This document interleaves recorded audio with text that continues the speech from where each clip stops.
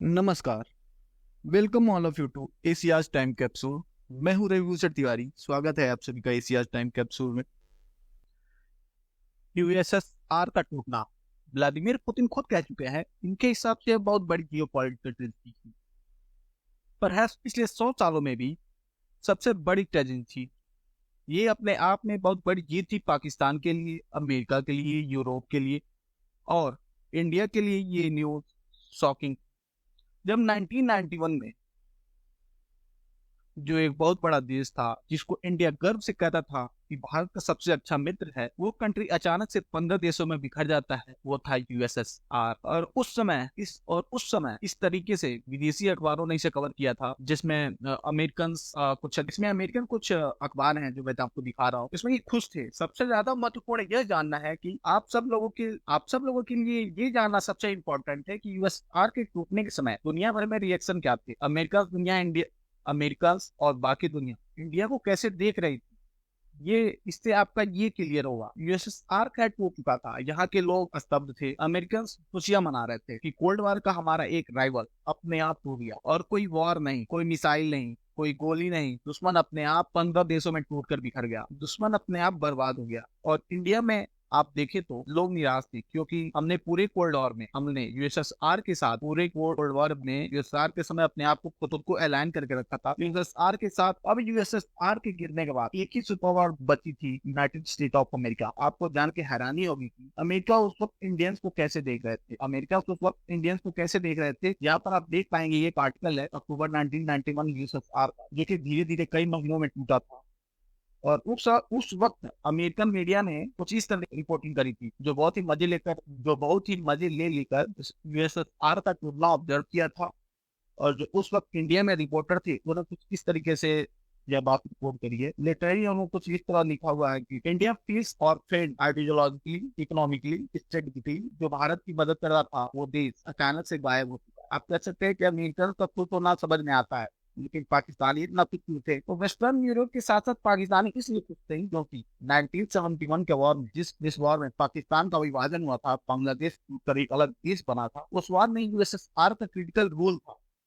उस बार में अगर यूएसएसआर भारत का साथ ना देता तो आज बांग्लादेश पाकिस्तान का एक हिस्सा होता। उसके अलावा अफगानिस्तान की जो वॉर थी यूएसएसआर की, आप अगर देखें तो उसमें सबसे बड़ी गलती यही थी कि यूएसएसआर ने 1979 में यह सोचा कि अफगानिस्तान को इन्वेड कर लेते हैं और वहां पर अपनी प्रेजेंस बनाकर वो और इम्पैक्ट डालेंगे उस रीजन में। यानी कि बात हो रही थी सेंट्रल एशिया की। तो बहुत बड़ी गलती थी, क्योंकि पाकिस्तान और अमेरिका ने प्लान यह बना रखा है कि जैसे ही सोवियत सोल्जर्स यहाँ पर आए, यहाँ पर इतनी टेररिस्ट ग्रुप खड़ा करो कि यूएसएसआर यहाँ टिक ना पाए। तो 10 साल लगातार 1979 से 1989 के बीच पाकिस्तान और यूएसए तालिबान को सपोर्ट करते रहे, तालिबान को खड़ा किया, तालिबान को बंदूकें, गन्स, हर तरह से मदद करी, पैसों से मदद करी। तो उनका तालिबान का काम सिर्फ यह था, क्योंकि यूएसएसआर का सोल्जर अफगानिस्तान में आए, उनका जीना हेल कर दो, उन पर इतने अटैक करो कि उनको इतने लॉस पहुंचाओ कि एक बार को यूएसएसआर कह दे कि हम यहाँ पर बहुत सैनिकों को गवा चुके हैं, बहुत सैनिकों की लाशें हो चुकी है और उन्हें वापस जाना हो। पाकिस्तान इसलिए एक क्लिक कि जिस कंट्री ने उनके देश को नुकसान पहुंचाया था 1971 वॉर में, उस कंट्री के विभाजन में उसका भी एक क्रिटिकल रोल था और इसी रोल की वजह से वो खुश था। अफगानिस्तान से जैसे यूएसएसआर भागकर बाहर निकला, उस कंट्री का मोरल डाउन था और 2 साल के अंदर अंदर पूरा देश बिखर गया। मगर आपके पास एक क्वेश्चन हो सकता है, क्वेश्चन ये हो सकता है कि क्या जनरली यही ट्रूथ है? क्या अफगानिस्तान से निकलने के बाद यूएसएसआर टूट गया? क्या ये मेन रीजन हो सकता है? क्या ये पॉसिबल है? तो इतना बड़ा सुपर पावर देश जो पूरे कोल्ड वॉर के एरा में जो यूएसए को टक्कर दे रहा था, वो अचानक से बिखर जाए और बिखर के टूट जाए। और बिखर के टूटने का तरीका भी थोड़ा अनोखा हो। कंट्रीज का जब विभाजन होता है, जब बंटवारा होता है, तो देखा गया है बहुत सारी ब्लड शेड होती है। एटलीस्ट भारत और पाकिस्तान के बीच में तो यही देखा गया है। पीसफुली तो होता नहीं, या तो वॉर होती है, वायलेंस होता है। मगर यूएसआर का आप पार्टीशन देखें तो वहाँ पीसफुली था। मगर हाँ, एक बार जब ये देश टूटकर 15 देश बन गए, उसके बाद देखा गया कि रशिया ने एग्रेशन करी थी। मगर एक कंट्री यूएसएसआर 15 देशों में क्यों बिखरा था, आपको ये जानने के लिए आपको जानना होगा कि यूएसएसआर पहले बना कैसे था। यूएसएसआर की कहानी शुरू होती है वर्ल्ड वॉर 1 से। 1914 से लेकर 1918 के बीच में जो वर्ल्ड वॉर 1 हो रहा था, वहां अगर आप देखें तो दुनिया काफी हद तक बढ़ चुकी थी। एक तरफ थी अलाइड पावर, दूसरी तरफ थी सेंट्रल पावर। सेंट्रल पावर्स में Ottoman empire, German Hungarian empire, Bulgarian empire, ये सब थी। और इनके खिलाफ थे फ्रांस, यूके, रशियन एम्पायर और इटली, जापान एक तरफ खड़े थे। Now the world war 1 Russia जीत रहा था। अगर मगर अचानक से वहाँ क्या होता है कि वहाँ इंटरनल डिस्टरबेंस प्रॉब्लम शुरू हो जाती है। आज के समय में ये कहा जाता है कि इंटरनल प्रॉब्लम क्रिएट करी थी जर्मनी ने। जर्मनी को पता था कि अगर रशियन एम्पायर को वर्ल्ड वॉर 1 से बाहर करना है तो इंटरनल डिस्टरबेंस क्रिएट करो। उस वक्त रशियन एम्पायर पर राज कर रहे थे जार निकोलस द सेकंड। अभी यूएसएसआर की फॉर्मेशन नहीं होती, कम्युनिज्म का कहीं दूर दूर तक नामो निशान नहीं था। रशिया में एक राजा राज कर रहे थे। अचानक से 1971 में उनके खिलाफ बगावत शुरू हो जाती है। लेनिन जैसे कई लोग खड़े हो जाते हैं और एक कम्युनिस्ट रिवॉल्यूशन आता है पूरे देश में।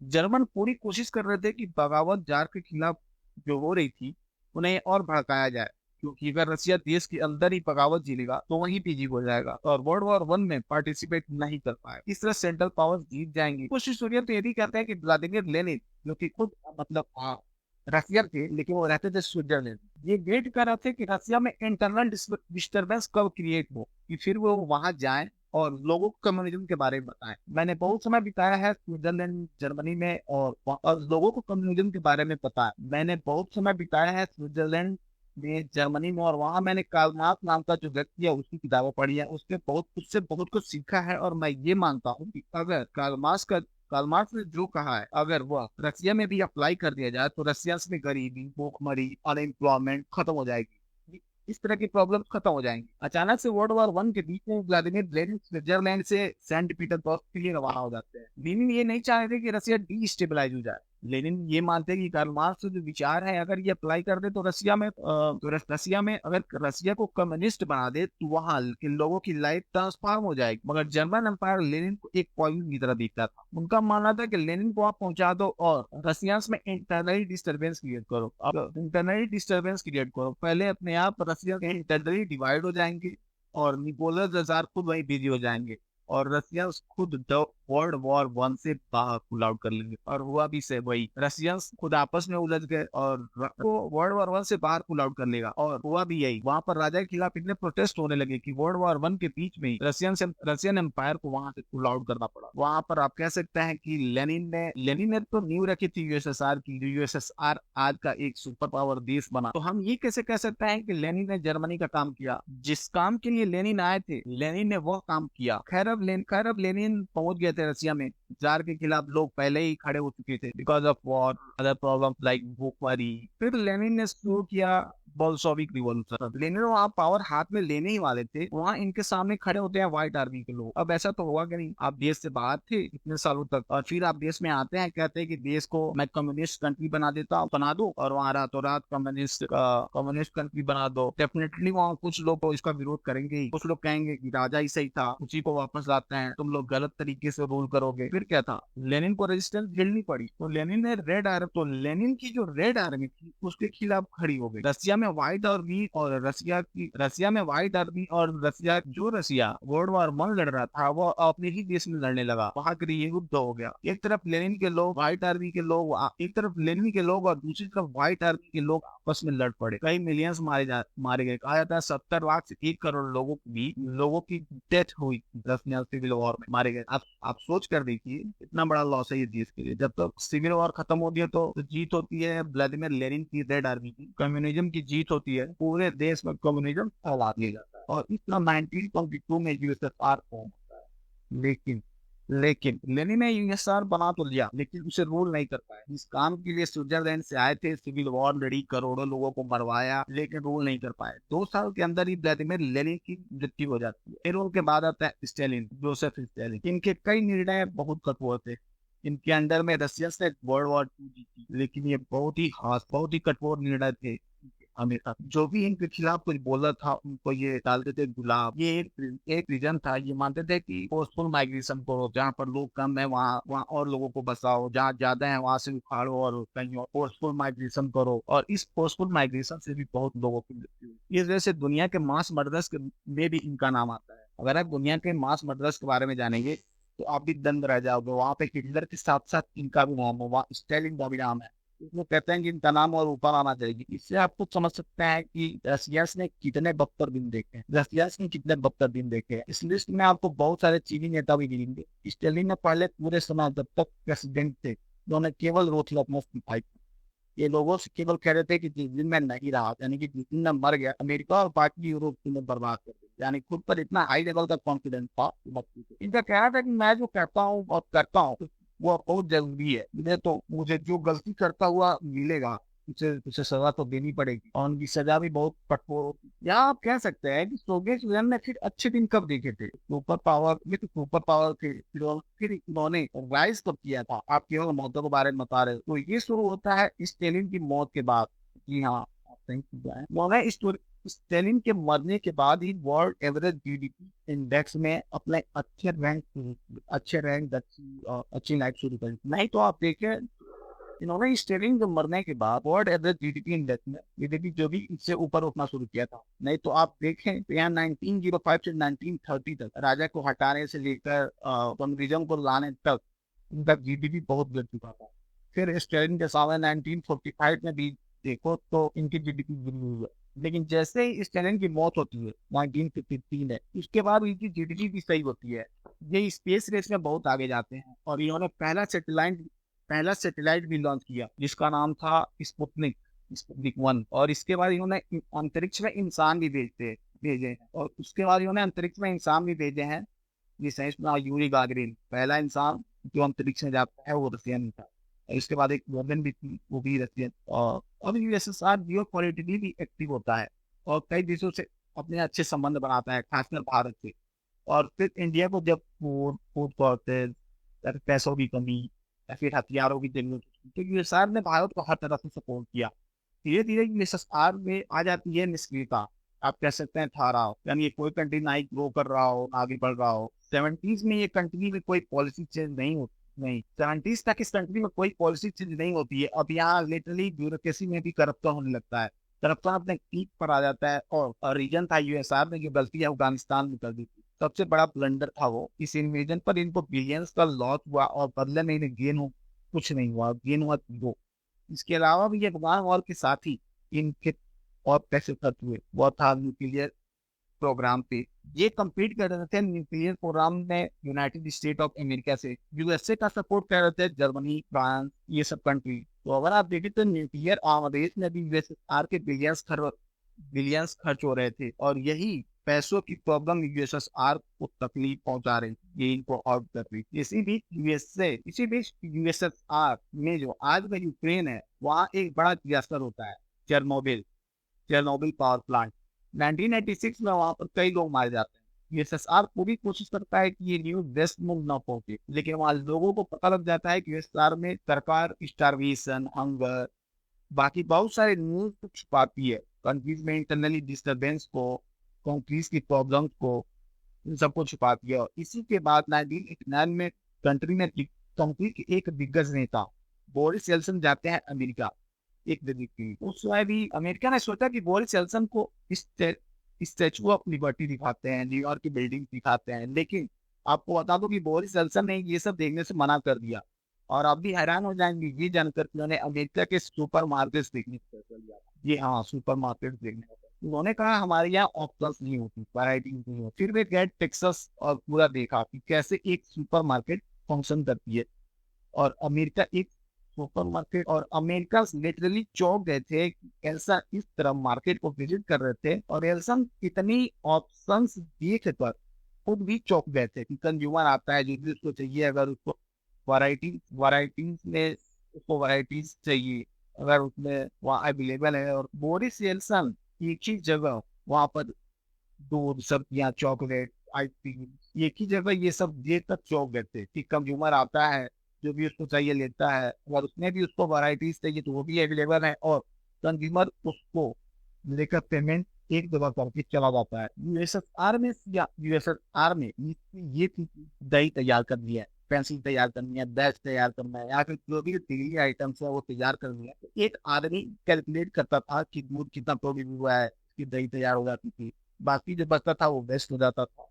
जबकि यूनाइटेड स्टेट्स ऑफ अमेरिका में था कैपिटलिज्म। वहां आपको इंश्योर करना होता था कि हर चीज का सही यूटिलाइज हो, सही पीओ हो और मैक्सिमम प्रॉफिट हो, कम से कम वेस्ट हो। यूएसए में बहुत सारी प्राइवेट कंपनीज थी जो पैसों के लिए कम्पीट कर रही थी। जबकि यूएसएसआर में था कि अगर स्कूल बैग बनाना है, जैसे कि मैं एक एग्जांपल की बता रहा हूँ, अगर स्कूल बैग बनाना है तो 5 डिजाइन फाइनलाइज होती और पूरे यूएसएसआर में वही 5 डिजाइन तैयार होकर डिस्ट्रीब्यूट की जाती थी। जैसे और यूएसआर में, और ये जो यूएसएसआर की मोनोपोली थी, यूएसएसआर का जो आम आदमी था उसको तकलीफ होती थी, उसको दिक्कत, और ये बात फैल गई थी कि हम बहुत पीछे हैं और दुनिया बहुत आगे निकल गई है। और आज के जो लतविया लिथुआनिया इस्टोनिया और आज के जो लतविया लिथुआनिया इस्टोनिया ये जो देश है और सेंट्रल एशियन कंट्रीज हैं, उन्होंने इन्होंने अब ये चर्चा होने लगी थी कि आगे बढ़ना होगा हमें और इंडिपेंडेंस घोषित करनी होगी। लोग समझते हैं कि यूएसएसआर अचानक से टूटा, नहीं, यूएसएसआर अचानक से नहीं, धीरे धीरे डिसइंटीग्रेट हुआ। वहाँ कई रीजन तो ऐसे भी थे जो इंडिपेंडेंस घोषित कर चुके थे। कई जगह इलेक्शन भी होने लगे थे क्योंकि वे अब मॉस्को का राज नहीं चाहते। उस समय यूएसएसआर में जो मेन लीडर थे वो थे मिसाइल गोर्बाचोव। इनके पास दो ऑप्शन थी, या तो वो जो विद्रोह कर रहे थे उनको मरवा देते स्टैलिन की तरह, या एक नया मॉडल लागू करते थे जो थी पेरेस्ट्रोइका एंड ग्लासनोस्ट। पेरेस्ट्रोइका और ग्लासनोस्ट दोनों अलग अलग चीजें थी। पेरेस्ट्रोइका का मतलब ये था कि जो सेंट्रल प्लान्ड इकोनॉमी, वो सब चीजें केंद्र सरकार डिवाइड डिवाइड करेगी। पेन कितने बनने हैं मॉस्को डिसाइड करेगा, बैग कितने बनने हैं, कितने डिजाइन के बनने हैं, वो मॉस्को डिसाइड करेगा, मॉस्को उसको अप्रूव करेगा और उसके बाद वहां अवेलेबल कराई जाए। तो पेरेस्ट्रोइका में ये कहा गया कि हम इसे बदलेंगे और रीजन के हिसाब से चीजें अवेलेबल कराई जाएंगी और मॉस्को में थोड़ी नरमी बरतेगा, सारे प्रोविंसेस अपने हिसाब से इकोनॉमी में कंट्रीब्यूट करे। इसके अलावा वो आसमान लेकर आएंगे। अब ओपनली बातचीत हो सकती है, लोगों को अपने विचार रखने की अनुमति और आजादी दी जाएगी। सरकार हर चीज सेंसर नहीं करेगी, हर बुक को सेंसर नहीं करेगी। मेरा मेरा ओपिनियन इसमें यह है कि ग्लासनोस्ट और पेरेस्ट्रोइका अच्छे थे, लेकिन इनको और पहले रहना चाहिए। गोर्बाचेव के अनुसार सोवियत इकोनॉमी को रिवाइव करने का बेस्ट पॉसिबल भी यही था, ऊपर से ये गवर्नमेंट ग्रिड को रिमूव करना। उसको उनको लगता था कि प्राइवेट इनिशिएटिव इकोनॉमी को प्राइवेट इनिशिएटिव इनोवेशन को लीड करेंगे। इसलिए 1920 के बाद पहली बार किसी भी इंडिविजुअल को बिजनेस को बिजनेस को ओन करना अलाउ किया गया। किसी के पास खुद का दुकान, किसी को खुद का शॉप खोलने का आजादी दिया गया, ये कह सकते हो। किसी भी इंडिविजुअल को बिजनेस करने का अब अलाउ कर दिया गया। ये वर्कर्स लेबर्स को स्ट्राइक करने का राइट दिया गया और इनको प्रिजनर्स को रिलीज किया गया। आप कह सकते हैं इनमें से तो बहुत अच्छा काम किया इन लोगों ने। तो फिर भी यूएसएसआर कैसे टूट गया? तो इन रिफॉर्म्स का असर तुरंत नहीं होता है। सोवियत यूनियन की ये जो कमांड इकोनॉमी थी, जो पूरी एक तरह से कंट्रोल होती थी, एक झटके में हाथ से फिसल गई और जब तक नई रूल्स रेस्ट्रिक्शन अप्लाई होती तब तक पुराने सिस्टम कोलैप्स हो जाती। गोर्बाचेव बिलीव करते थे कि अच्छी इकोनॉमी के लिए रेस्ट ऑफ द वर्ल्ड से अच्छे रिश्ते जरूरी हैं, खासकर यूएसए के साथ। इसलिए वो आर्म्स रेस से बाहर आने की सोचते हैं। गोर्बाचेव अनाउंस करते हैं कि उनके ट्रूप्स अफगानिस्तान से बाहर आएंगे, जहाँ वो 1979 से लड़ रहे थे 1989 तक। वो बाहर आते हैं। पोलैंड से भी जो भी उनकी फोर्स और उनकी जो आर्मी होती है, पोलैंड से भी बाहर आती है। मेरा ओपिनियन इसमें यह है, ग्लासनोस्ट और पेरेस्ट्रोइका अच्छे थे, लेकिन इनको थोड़ा और पहले लाना चाहिए। जो भी सरकार ने डिसाइड किया, अब इसके बाद देखा जाता है कई रीजन जो यूएसएसआर के अंदर आते हैं वो अपना इलेक्शन खुद करना शुरू कर देते हैं। कई जो कंट्रीज थी जो वर्सोवा पैक्ट के अंदर आती थी, ये यूएसएसआर बाकी और देशों का समूह था जो नाटो को काउंटर करने के लिए बनाया गया था। वो वर्सोवा जो कंट्री थी वो आज से दो होने लगी। जैसे पोलैंड ने कहा कि हमें और बेनिफिट चाहिए, जैसे हमें और वेस्ट की तरह बनना है, हमें और डेवलप करना है। अब यूएसएसआर देखिए इकोनॉमिकली बहुत ही कमजोर हो चुका था, अपने लोगों के लिए अच्छी जिंदगी नहीं दे पा रहा था उस टाइम। और ईस्टर्न यूरोप में चल रही हवा जो सोवियत संघ में भी पहुंच जाती है, जो थी रिवॉल्यूशन की। सोवियत लोगों को यूरोप में चल रहे रिवॉल्यूशन से इंस्पिरेशन मिलती है और खराब इकोनॉमी से वे पहले ही फ्रस्ट्रेट थे और वे 1991 में इस्टोनिया, लतविया और लिथुआनिया पहले ही अलग हो जाते हैं और बाकी सोवियत ट्रूप्स भी इन मूवमेंट को रोकने में असमर्थ हो जाती हैं और बाकी भी प्रोविंसेस में अलग अलग होने की डिक्लेरेशन साइन होने लगती है। इस तरह 1991 दिसंबर में ये पूरा देश कोलैप्स कर जाता है।